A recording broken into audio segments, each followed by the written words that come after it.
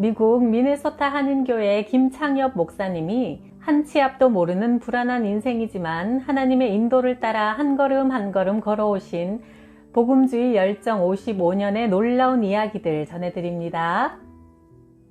1950년 6월 25일 라디오에서 전쟁이 일어났다는 아나운서의 음성이 들렸다. 그러나 우리 육군이 지키고 있으니 서울 시민들은 안심하고 기다리라는 내용의 긴급 보도였다.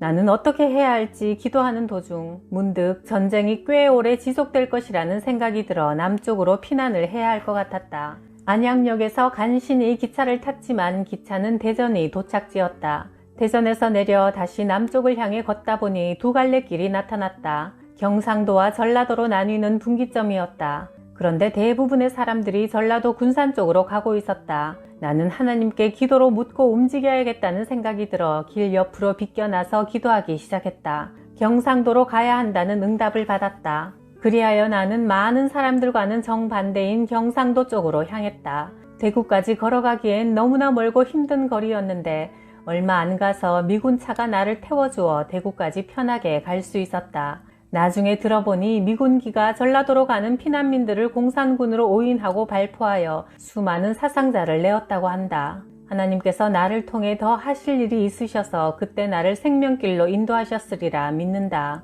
우리는 한 시간 앞의 일도 알 수 없는 존재이니 그저 매 순간마다 하나님을 의지하며 성령님의 인도하심대로 걸음을 옮기는 것뿐이라는 사실을 너무도 분명하게 배운 경험이었다. 그러던 중 장로의 신학교가 부산에서 다시 문을 열어 나는 드디어 신학교에 입학하여 목회자의 길을 걷기 시작했다.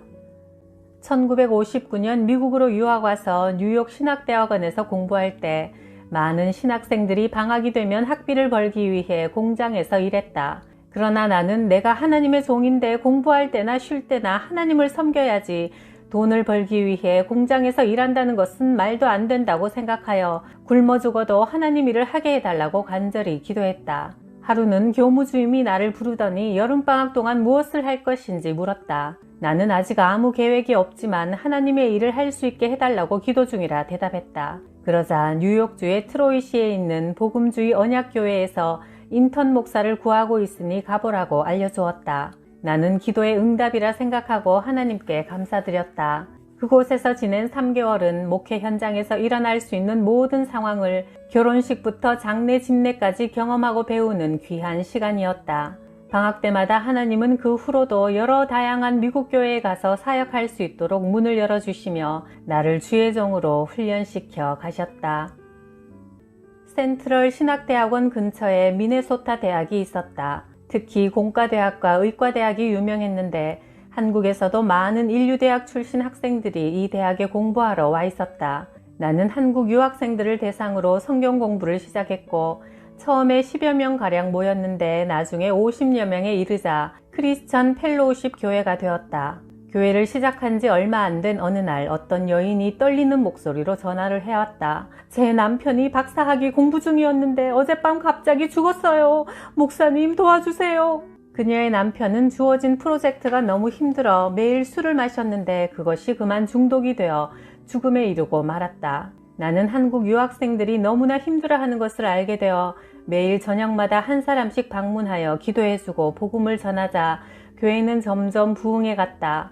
한 번은 10여 명의 사람들이 모여 교회에 대해 한마디씩 불평을 늘어놓았다. 외롭고 힘든 유학생활에 술 한잔하는 재미도 없으면 무슨 낙으로 사나? 게다가 목사님 설교도 맨날 십자가, 예수, 성령 얘기만 하니 지루하고 듣기 힘들어. 그래서 내가 이렇게 답변했다. 여러분 가운데 의사가 몇 분 계시는데 환자가 여러분이 처방한 약을 써서 못 먹겠다고 하면 그냥 먹기 좋은 달콤한 약으로 바꾸어 주겠습니까? 나는 영적인 의사입니다. 하나님께서 나를 목사로 만들 때 철학을 말하고 심리학을 말하라고 하지 않았습니다. 단지 하나님의 말씀만 전하라고 하셨습니다. 구약과 신약만이 영혼을 살리고 인생 문제를 해결하는 명약입니다. 그러자 학생들이 머리를 숙이며 말했다. 목사님, 우리를 참 믿음의 사람들로 훈련시켜 주십시오. 하나님의 말씀 위에 굳건히 바로 서자 교회는 계속 부흥했다. 에릭슨 박사의 목회 심리학 시간대의 일이다. 발표가 끝나자 교수가 내게 질문했다. 당신이 가장 사랑하는 교인이 간음죄를 지었습니다. 당신은 목회자로서 이 문제를 어떻게 치료하겠습니까? 내가 대답했다. 나는 성경 마태복음 18장 15절 이하에서 예수님이 말씀하신 대로 치리할 것입니다. 그 사람에게 상황 설명을 솔직하게 듣고 알아본 후 그 일이 사실이라면 그가 죄를 고백하고 회개할 수 있도록 권고하고 교회 앞에 이 문제를 내놓고 온 교회가 사랑으로 덮어주며 그를 위해 기도해 줄 것을 요청할 것입니다. 그리고 집사직을 내놓고 교회를 위해 조용하게 봉사하도록 훈계하겠습니다. 그래서 그가 다시 주님 앞으로 돌아올 수 있도록 기회를 줄 겁니다. 그러나 만약 그 사람이 회개하지 않으면 두세 사람이 함께 가서 다시 권면하고 그래도 회개를 거부하면 교회 앞에 이 문제를 내놓고 그래도 회개를 거부하면 교회의 교제 밖으로 내보내어 이방인같이 여겨야지요. 그러자 교수가 반박했다. 그런 식으로 성경을 곧이곧대로 적용하여 출교하면 당신 교인들 다 내보내야 할 겁니다. 내가 다시 반박했다. 미국 교회는 그래서 잘못되었습니다. 성경적으로 단호하게 징계해야 할 것을 징계하지 않으면 교회가 썩게 되지요. 치명적인 죄를 지었는데도 은혜롭게 처리한다는 미명으로 죄를 쉬쉬하며 인간적으로 덮기에만 급급하면 교인들이 죄 짓는 것을 두려워하지 않게 됩니다. 아마도 그래서 미국 교회가 이렇게 되었나 봅니다. 세상의 흐름에 맞서지 못하고 오히려 동조하며 떠밀려가는 것은 성경의 권위를 인정하지 않기 때문입니다. 나는 미국에 와서 15년 동안 한국에 가지 못하다가 1973년 처음 한국에 와서 영락교회를 비롯한 여러 큰 교회에서 말씀을 전하고 성도들에게 말했다. 다 눈 감으세요. 그리고 예수님을 나의 구주와 주님으로 영접한 사람 손들어 보세요 했더니 10명 중에 1명밖에 손드는 사람이 없었다. 나는 그 자리에서 다시 십자가 복음을 전했고 예수님을 믿는 사람은 손을 들어 표하라고 하니 그때서야 90%의 사람들이 손을 들었다. 나는 그들을 강대상 앞쪽으로 나오라고 초청하여 구원의 확신과 천국의 소망과 성령의 충만함을 주시기를 간절히 기도해 주었다. 그러면 그들은 눈물을 흘리며 예수님을 믿겠노라 믿음의 결단을 했다. 나는 한국 교회도 미국 교회와 다를 바 없이 복음이 필요하다는 사실을 깊이 알게 되었다. 오랫동안 교회 생활은 해왔지만 예수 그리스도를 인격적으로 만나지 못하고 구원의 확신도 없이 그저 습관적인 종교 생활을 하는 사람들이 너무나 많았다. 그리스도의 복음을 성경 그대로 순수하게 전하는 교회보다 사람의 지혜와 세상의 학문을 성경 말씀에 섞어 전하는 교회가 너무도 많다는 사실이 마음 아팠다.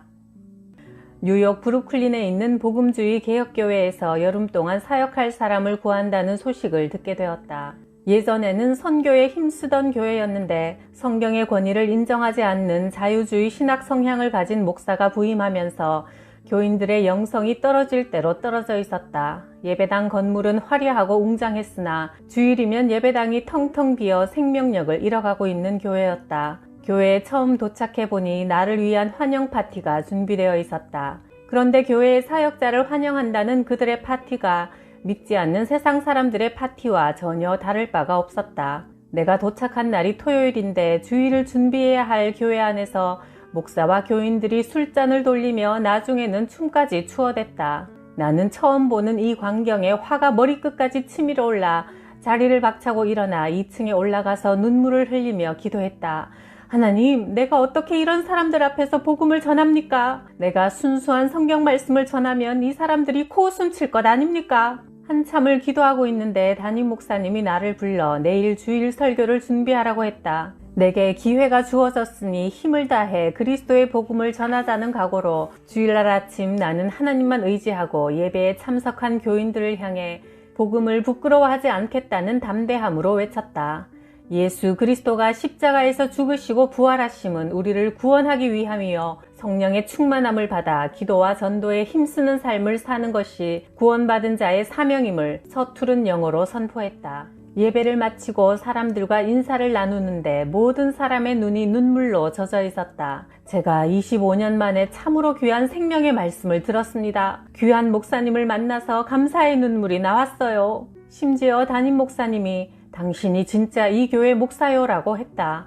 나는 용기를 얻어 교인들의 명단을 달라고 하여 하루에 서너 명씩 만나 신방을 하면서 구원의 확신을 확인해 보았다. 그러나 안타깝게도 구원의 확신이 있는 사람이 단 한 사람도 없었다. 그저 교회에 오래 다녔다, 유아 세례를 받았다, 집사 장로라는 것만 이야기할 뿐이었다. 그런 그들에게 예수의 복음을 다시 한번 구체적으로 전했다. 그들은 하나같이 순수한 말씀 앞에 너무도 진지했다. 보혈의 능력이 그들의 삶의 문제와 마음의 상처를 만지고 치유해 나가기 시작했다. 그들 모두 눈물을 쏟으며 자신이 죄인임을 인정하고 하나님 앞에 회개의 기도를 드렸다. 모두들 새롭게 발견한 하나님의 은혜에 감격하여 어린아이같이 기뻐서 어쩔 줄 몰라 했다. 그런데 정작 미국인 담임 목사는 평소 신방도 하지 않고 집에서 별로 하는 일 없이 술, 담배와 TV 시청으로 소일하고 지냈다.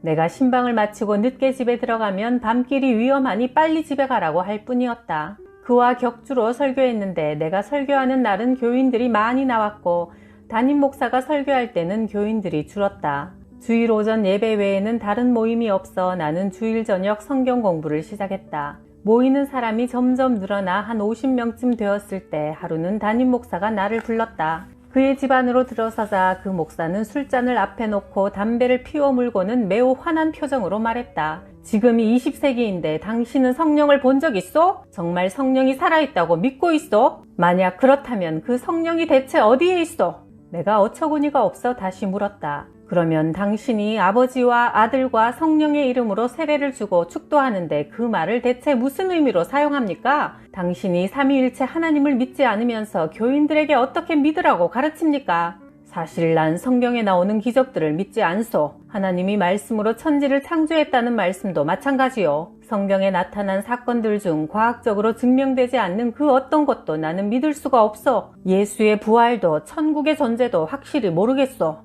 세상에, 목사라는 사람이 성경 말씀을 진리로 믿지 못하면서 지금까지 교인들 앞에서 성경을 가지고 설교를 해왔다니. 나는 그가 불쌍한 생각이 들었다. 술이 반쯤 취해 있는 모습이 처량해 보였다. 그는 가족관계도 좋지 못했다. 거의 매일 술을 마시고 아내에게 자주 화를 내어 그의 아내는 남편과 이야기도 하지 않으려 했다. 목회자의 가정이 이 지경이니 정상적인 목회를 기대할 수가 없었다. 이런 목사에게 맡겨져 있는 양들이 너무나 측은했다. 2해 여름을 그 교회에서 사역했는데 자유주의 신학의 병폐와 해독성을 뼈저리게 느낄 수 있었고 그리스도의 살아있는 복음의 능력도 생생하게 체험했다. 생명력을 잃어가던 교회에 영어도 서툰 외국인 목사가 와서 예수 그리스도의 십자가 복음과 성령의 역사를 선포하자 영혼들이 살아나고 교회가 2배로 부흥되는 일이 벌어졌다.